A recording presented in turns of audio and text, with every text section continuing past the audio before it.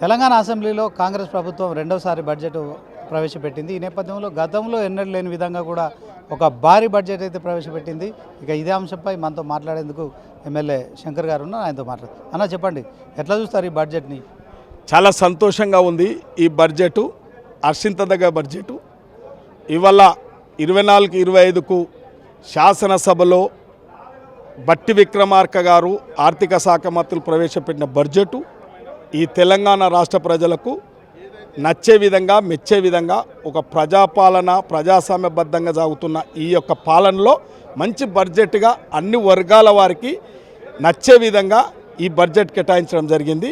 ఉదాహరణకు మహిళలకు స్వయం శక్తితోని ఎదగడానికి వారికి ఖచ్చితంగా మంచి బడ్జెట్ ఏర్పాటు చేయడం జరిగింది.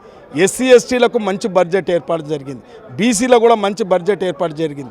అదేవిధంగా మైనార్టీలో కూడా మంచి బడ్జెట్ ఏర్పాటు చేయడం జరిగింది. కాబట్టి ఇవాళ ఈ బడ్జెట్ తెలంగాణ రాష్ట్ర ప్రజలు మెచ్చే విధంగా ఉంది. కాబట్టి కాళేశ్వరం లాగా కూలేశ్వరం కాదు, ఇది ప్రజలు అభ్యున్నత గురించి కేటాయించిన బడ్జెట్. కాబట్టి చాలా సంతోషంగా ఉంది. అందరూ కూడా ఆనందపడే బడ్జెట్ ఈ బడ్జెట్. కాబట్టి అందరు మెచ్చే విధంగా ఉన్న బడ్జెట్. కాబట్టి ఇలా ప్రతిపక్షాలకు వాళ్ళకేదో మాట్లాడాలి కాబట్టి ఇవాళ వారి కంటికి ఆ విధంగా కనబడుతున్నాయేమో తప్ప ఇవాళ వాళ్ళలాగా అబద్ధాలు మాట్లాడి అన్యాయాలు చేసి దుర్మార్గాలు చేసే బడ్జెట్ కాదు, ఇది మోసం చేసే బడ్జెట్ కాదు. ఆచరణ సాధ్యమయ్యే బడ్జెటే ఈ బడ్జెట్. కాబట్టి ఈ బడ్జెట్ అందరికీ నచ్చిన బడ్జెట్. కాబట్టి మేమందరం కూడా సంతోషంగా వ్యక్తం చేస్తాం. ఈ బడ్జెట్లో గత ప్రభుత్వంలో ఇచ్చిన సంక్షేమ పథకాలు, కుల వృత్తులకు సంబంధించిన అంశాల విషయంలో ఎలాంటి నిధులు కేటాయించాలని బీఆర్ఎస్ ఆరోపిస్తుంది. ఏం చెప్తారు? వాళ్ళలాగా ఒక దళిత బంధు ఇచ్చి దగా చేసే పార్టీ కాదు ఈ పార్టీ.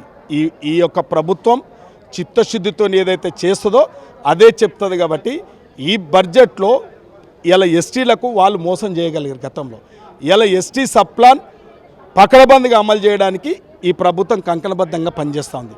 మహిళలకు మోసం చేసింది, మహిళలకు వల్ల పెద్దపీట వేసింది ఈ బడ్జెట్లో. కాబట్టి ఇలా బీసీలకు కూడా నిన్న మొన్న జరుగుతున్న బీసీ 42% కులగణన చేపట్టి ఇలా కనుమరుగవుతున్న కల్వకుంట్ల కుటుంబ పార్టీ ఇలా జీర్ణించుకోలేక ఇటువంటి మాటలు మాట్లాడుతున్నారు తప్ప వాస్తవాలకు దూరంగా మాట్లాడుతున్నారు.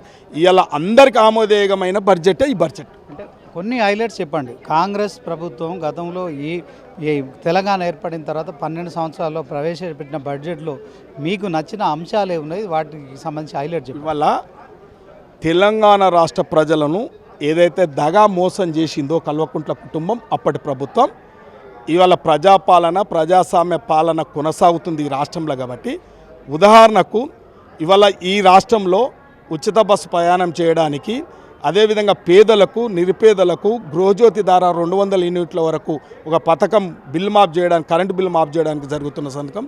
ఇలా సిలిండర్, ఉచిత సిలిండర్ కూడా డబ్బులు కేటాయించి ఇలా పారదర్శకంగా ఉన్న ప్రభుత్వం ఈ ప్రభుత్వం. కాబట్టి నిన్న మొన్న జరుగుతూ ఉన్నది.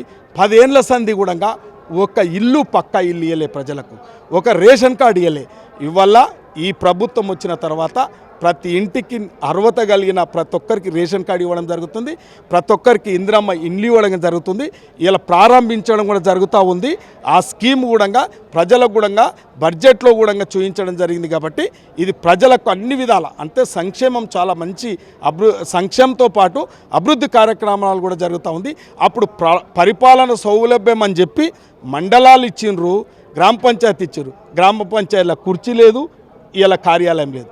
మండలాలు ఇచ్చారు, మండలాలకు మండల ఆఫీసులు లేవు, కుర్చీ లేదు. కాబట్టి అస్తవ్యస్తమైన పరిపాలన వాళ్ళలాగా చేయడం కాదు, ఇవాళ సాధ్యమైన ఆచరణ సాధ్యమైన బడ్జెటే కేటాయించడం జరిగింది. కాబట్టి ఇవాళ ప్రజలకు నచ్చే బడ్జెటే. కాబట్టి ఇలా చాలా సంతోషంగా ఉంది.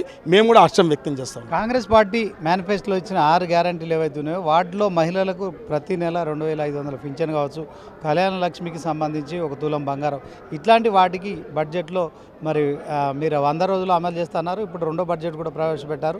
వాటి ఊసే లేదని ప్రతిపక్షాలు విమర్శిస్తున్నాయని చెప్పి. ప్రతిపక్షాలు వాళ్ళు చేసిన మోసం కాంగ్రెస్ పార్టీ చేస్తారనుకోవడం తప్పు.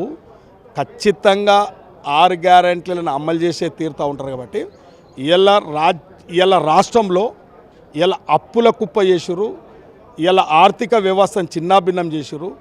ప్రజల మీద ఎలాంటి పన్నుపోటు లేకుండా, ప్రజలకు ఇబ్బంది కలగకుండా సబ్బండ వర్గాలకు నచ్చే విధంగా ఈ యొక్క ఆర్థిక వ్యవస్థను గాడిలో పెడుతూ ఈ పథకాలు కూడా నిరంతరం సాగుతాయి పథకాలు కాబట్టి ఇప్పటికే 6 గ్యారంటీలో 4-5 గ్యారంటీలు నడుస్తూ ఉన్నాయి కాబట్టి ఇలా గ్యారంటీలతో పాటు అభివృద్ధి కూడా చేయాలి కాబట్టి ప్రజలకు ఒక సంక్షేమం సరిపోదు కాబట్టి 6 గ్యారంటీలతో పాటు అభివృద్ధి కూడా చేస్తూ ఉన్నాం కాబట్టి తప్పకుండా త్వరలోనే మిగతా గ్యారంటీలు కూడా చేపడుతుంది కాంగ్రెస్ పార్టీ. మరి షాద్నగర్ ఎమ్మెల్యే వీర్లపల్లి శంకర్ చెప్తున్నారు కాంగ్రెస్ ప్రభుత్వం మరి రెండోసారి ప్రవేశపెడుతున్న బడ్జెట్ మరి అన్ని వర్గాల ప్రజలకు కూడా ఇది ఆమోదయోగ్యంగా ఉంది. దీని పట్ల ప్రతిపక్షాలు కావచ్చు విమర్శలు చేస్తూనే ఉంటాయి. కానీ కాంగ్రెస్ ఇచ్చిన 6 గ్యారంటీలు అమలు చేసేందుకు మరి ఆర్థిక పరిస్థితిని చక్కదిద్దుకుంటూ ముందుకెళ్తామనే ఒక విశ్వాసం అయితే వ్యక్తం చేస్తున్నారు. కెమెరా పర్సన్ నీరజ్తో శ్రీనివాస్, మెగా 9 టీవీ, అసెంబ్లీ నుంచి.